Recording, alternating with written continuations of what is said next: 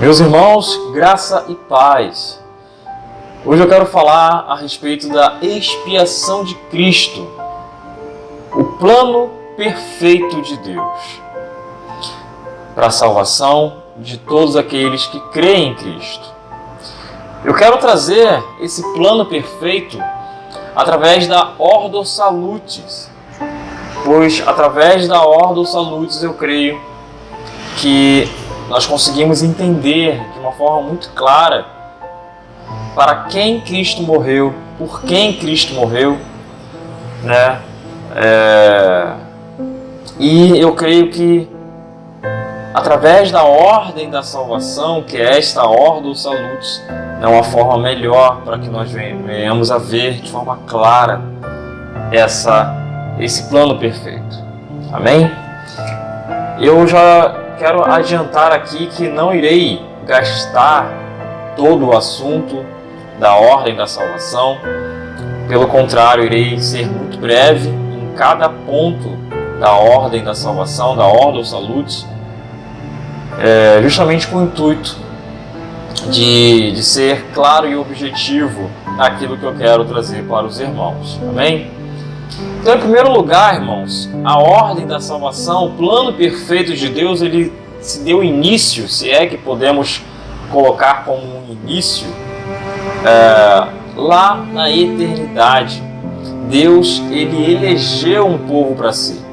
E tendo essa eleição e predestinação na eternidade, ele, assim, vou usar esse termo,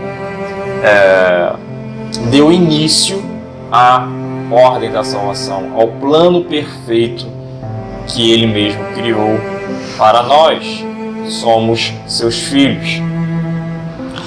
Então, o primeiro texto que eu quero abrir para comprovar isso, a respeito da eleição, se anteceder à fundação da terra, a criação de todas as coisas, é Efésios capítulo 1, nos seus versos 4 e 5, que diz assim: assim como nos escolheu nele antes da fundação do mundo, para sermos santos e irrepreensíveis perante ele, e em amor nos predestinou para ele, para a adoção de filhos, por meio de Jesus Cristo, segundo o beneplácito de sua vontade. Amém? Então, em primeiro lugar, Deus elegeu um povo para si, por sua livre e espontânea vontade. Amém? Como eu disse no início, eu não quero aqui gastar todo o assunto, cada ponto que for tocado, mas simplesmente trazer a ideia à sua mente e para que no final você venha a compreender esse plano maravilhoso, esse plano perfeito de Deus. Após isso, eu pontuei aqui que, em segundo lugar, após a eleição, começa o processo, né? Aqui na Terra, neste plano, nós somos, em primeiro lugar, chamados através da palavra de Deus. Deus, através dos séculos, usou sua palavra para se comunicar com o homem, com nós, com os seres humanos. E nós, os seres humanos, transmitir a vontade do Criador a outros homens. Sem a palavra, sem o verbo de Deus, nada poderia ser feito. Sem ela, tudo o que foi feito não poderia existir. A partir dela, da sua palavra, cada coisa foi criada. Por exemplo, disse Deus: haja luz e houve luz, como está escrito lá em Gênesis 1, verso 3. Haja também firmamento e houve firmamento, como está em Gênesis capítulo 1, verso 6. Disse também Deus: ajuntem-se as águas debaixo dos céus num só lugar, e apareça a porção seca, e assim se fez. Gênesis 1, verso 9. Irmãos, através da palavra de Deus, nomeou Ele toda a sua criação. Por meio de sua palavra, Deus também ordenou e organizou, e impôs limites a tudo que foi criado.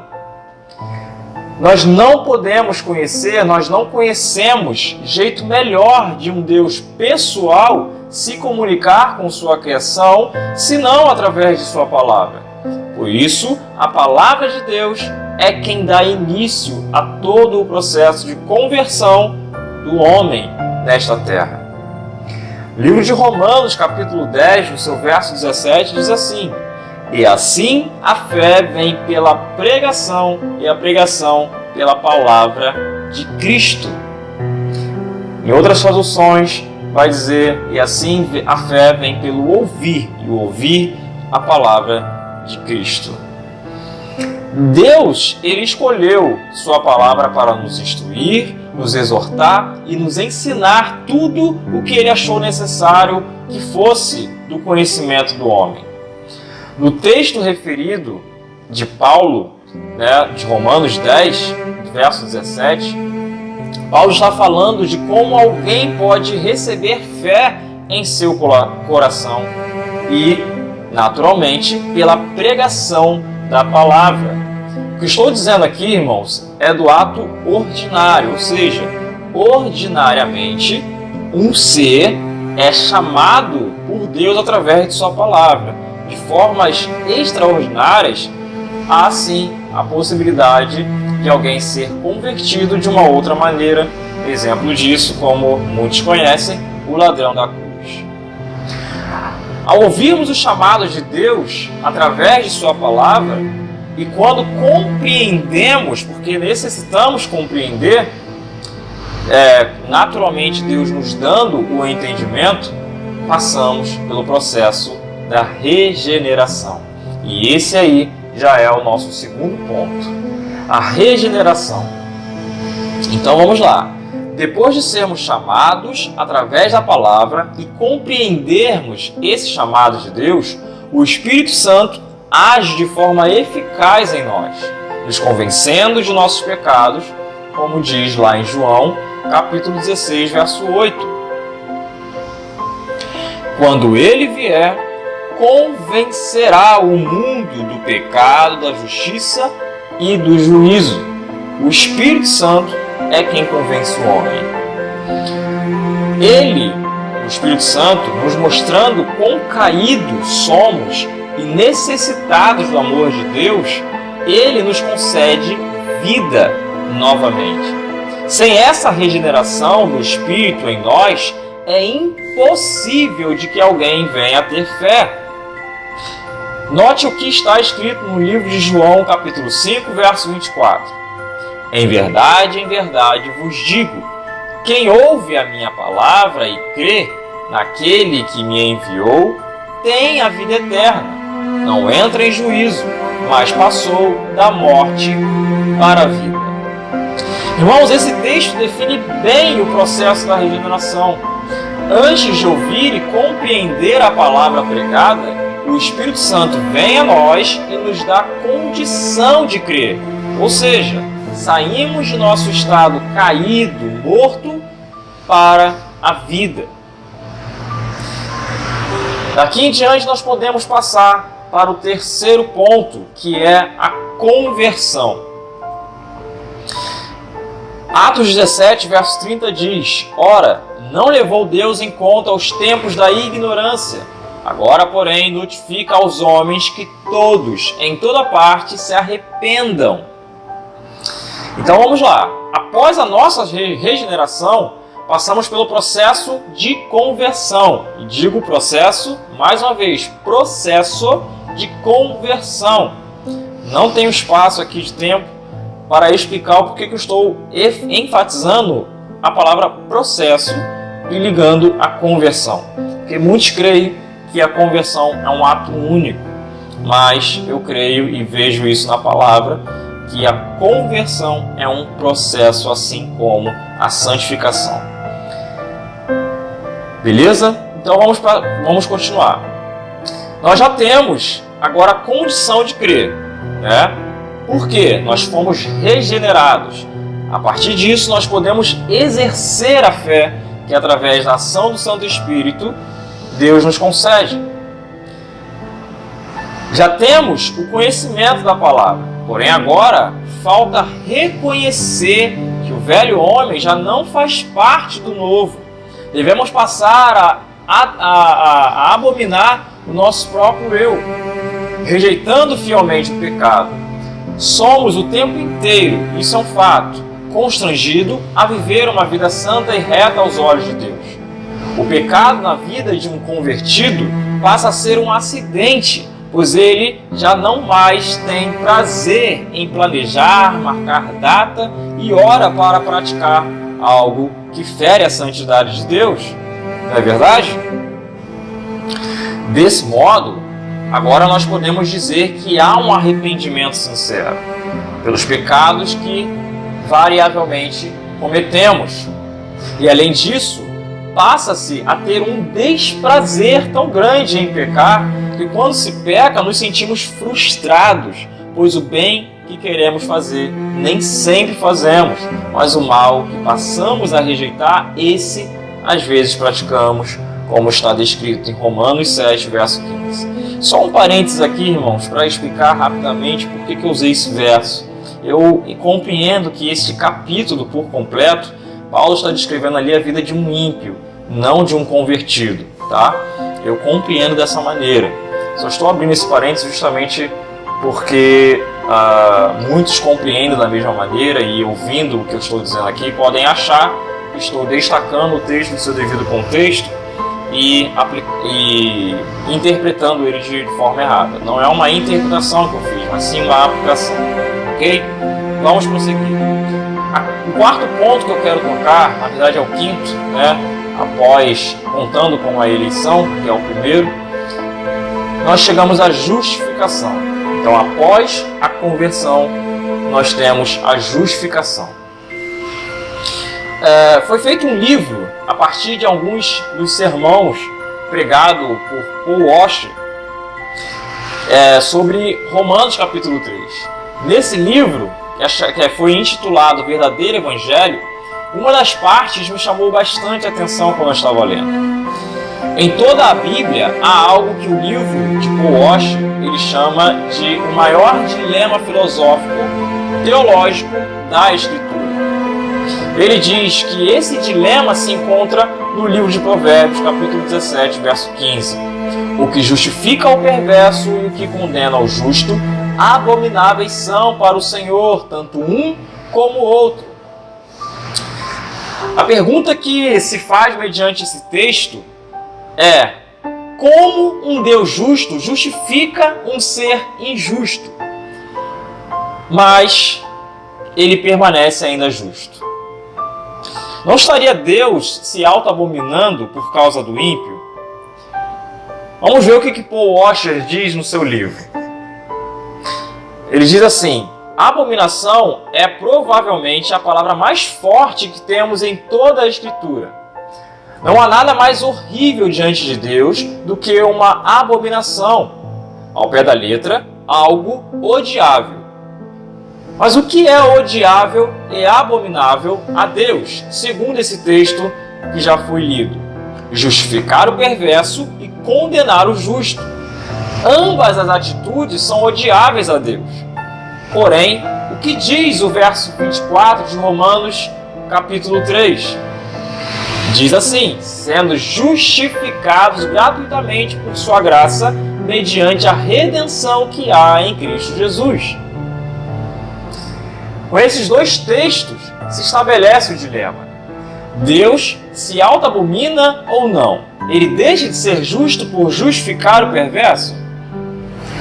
Obviamente que não, não é verdade?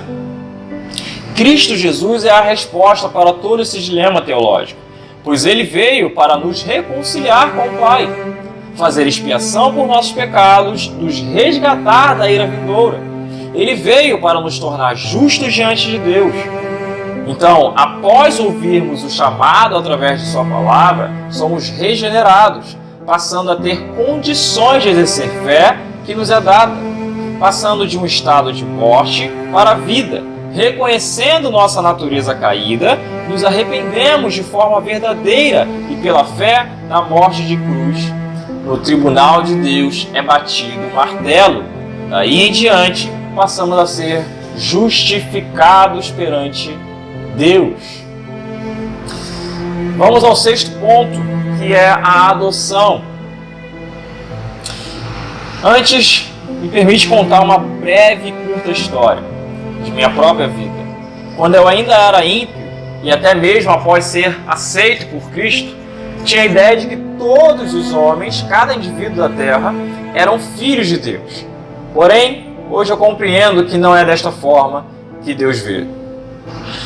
Na Epístola de Paulo aos Romanos, no capítulo 8, no seu verso 15, Paulo menciona que porque não recebeste o espírito de escravidão, para viverdes outra vez atemorizados, mas recebestes o espírito de adoção, baseado no qual clamamos, Abba, Pai. Irmãos, o que Paulo está dizendo nesse versículo é que aqueles que são justificados diante de Deus não receberam o espírito de escravidão para viverem com medo da morte, pois aqueles que vivem ainda praticando o pecado têm medo sim de morrer, porque sabem, bem lá no fundo talvez, qual é o caminho que o pecado leva. Ao contrário disto, os que são de Deus receberam o espírito de adoção, que nos dá a plena certeza de que somos filhos do Deus vivo e por causa disso não temos medo de morrer. Estou dizendo não temos medo que nos trava, medo que nos faz negar a Cristo. Este não existe no ser espiritual, naquele que possui o Espírito Santo. Pois o Espírito Santo nos garante a eternidade com o Pai. Nesta ordem da salvação, após a justificação, naturalmente podemos ser chamados filhos. Filhos por adoção, mediante a fé em Cristo Jesus. A sexta, melhor dizendo, o sétimo ponto é a santificação. Como filhos da obediência, não vos amoldeis as paixões que tinhas anteriormente na vossa ignorância. Mas pelo contrário, segundo é santo aquele que vos chamou, tornai-vos santos também vós mesmos em todo o vosso procedimento. Porque escrito está, sede santos porque eu sou santo. Primeira carta de Pedro, capítulo 1, verso 14 ao 16. Irmãos, a vida, nossa vida como cristãos é envolta de uma batalha sem fim neste mundo contra os desejos da carne. Mesmo após a nossa conversão, tendo agora o Espírito de Deus habitando em nós, ainda assim somos variavelmente frustrados pela força do pecado, que apesar de controlado em nós, ainda age na vida de todos nós. Porém, somos chamados a viver em santidade, sem tropeços, de forma irrepreensível, perfeitos diante da presença de Deus. Mas sejamos francos, nessa terra ninguém consegue ou conseguirá atingir este nível de perfeição exigida por Deus. Porém, entretanto, todavia, Ele nos exige que assim sejamos. Embora seja impossível alcançar esse padrão, Deus não pode, irmãos, diminuí-lo sem comprometer a sua própria perfeição, só pelo fato de não conseguirmos. Aquele que é perfeito, como Deus é, não pode de maneira alguma estabelecer um padrão imperfeito de justiça.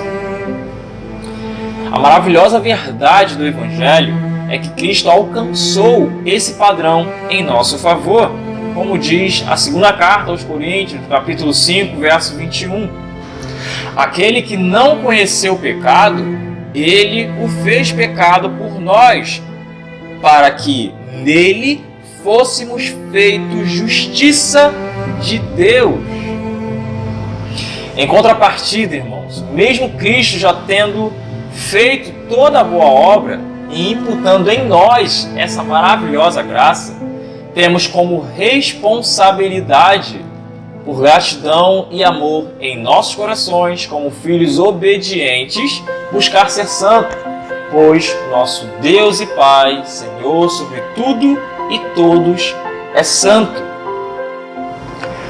Na passagem de 1 Pedro, capítulo 1, seu verso 14 ao 16, que já foi lido, Pedro menciona o que temos que fazer para nos mantermos em santidade.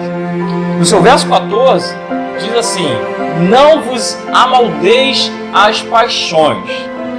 Essa palavra, amoldeis, tem o mesmo sentido de conformeis, referida por Paulo na sua carta aos Romanos, no seu capítulo 12, verso 2.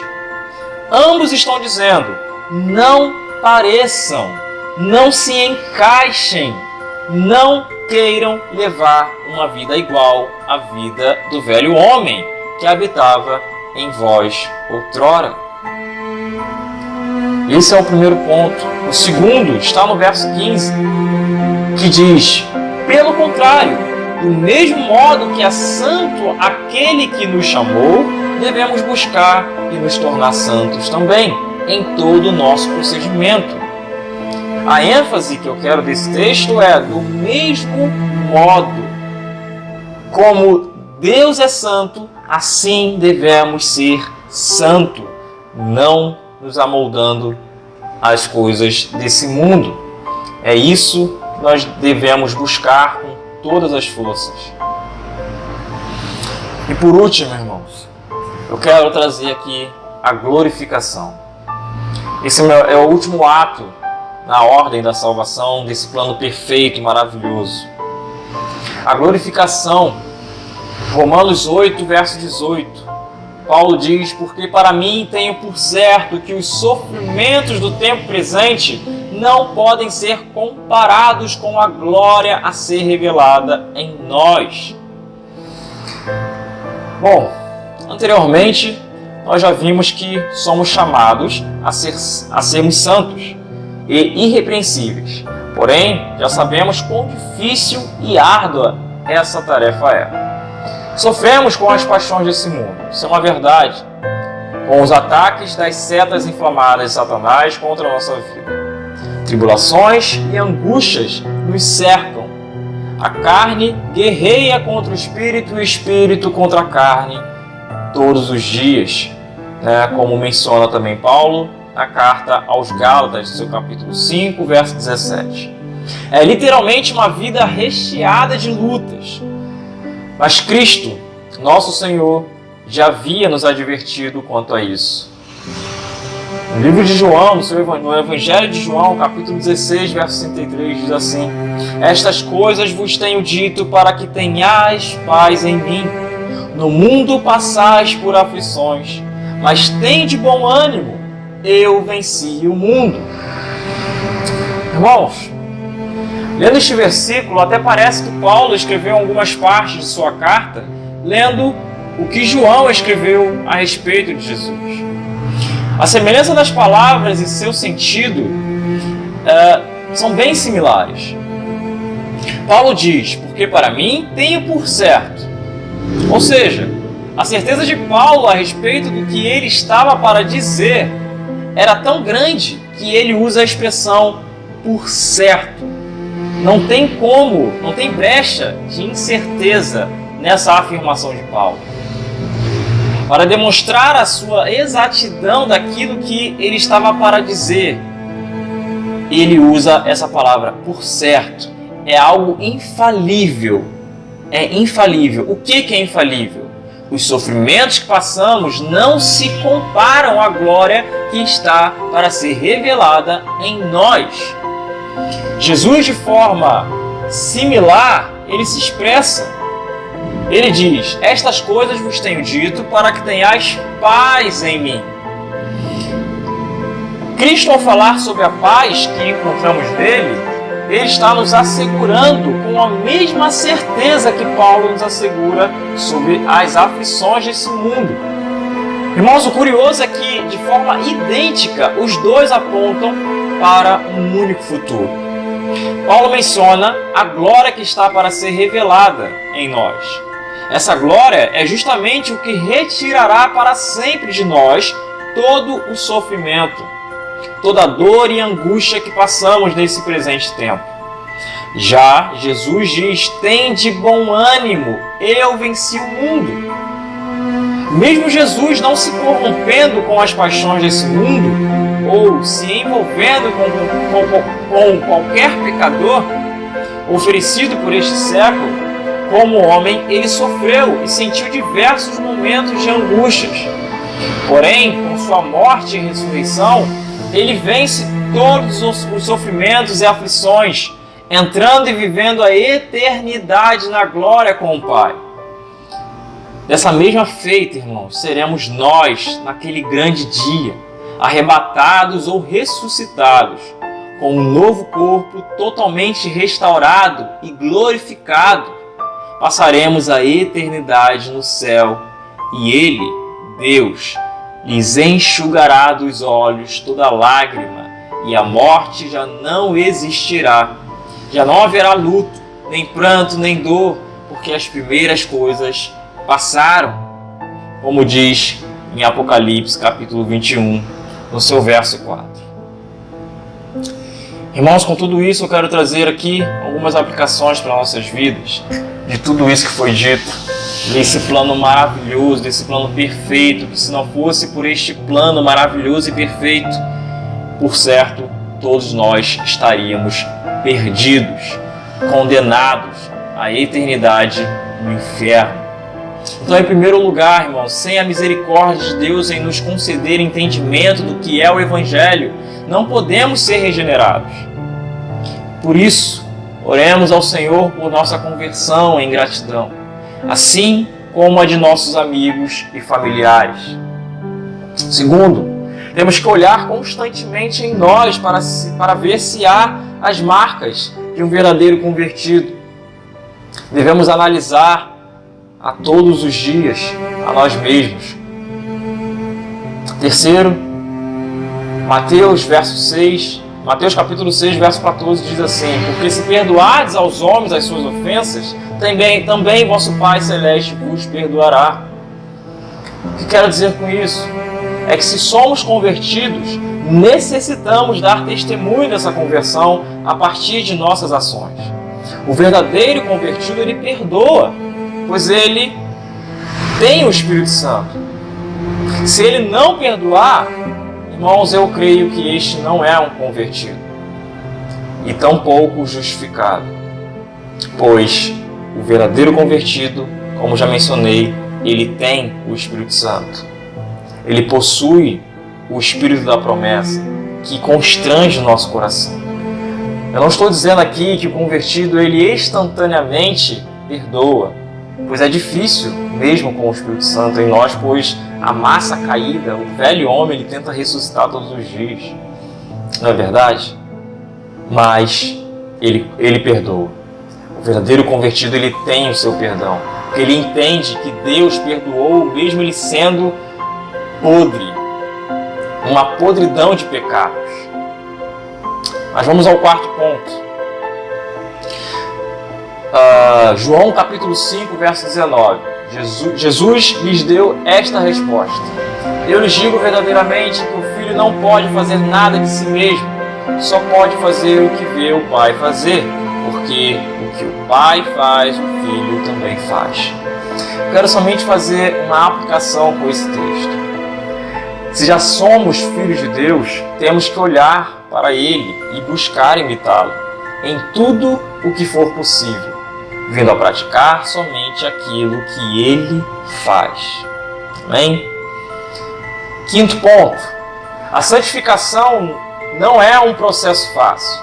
Entretanto, é uma das marcas do verdadeiro crente. Seja como for, venhamos hoje levantar uma guerra contra a nossa carne, militando com o Espírito ao nosso favor e não contra ele, até o dia da nossa glorificação. Sexto e último ponto, irmãos, para aplicar em nossas vidas. Glorificação é um estado permanente e imutável que todos os salvos terão. Tudo que temos nesse mundo é um momento de paz, um momento de alegria, um momento de prosperidade. Mas lá na glória, meus irmãos, haverá para os salvos uma eternidade de paz, alegria, prosperidade, sem choro nem dor, sem nenhuma maldade contra nós, de forma ininterrupta, para todo o sempre, somente alegria. Aleluias! Que isso esteja em seus corações, que você tenha essa convicção, não somente hoje, mas até o retorno de Cristo.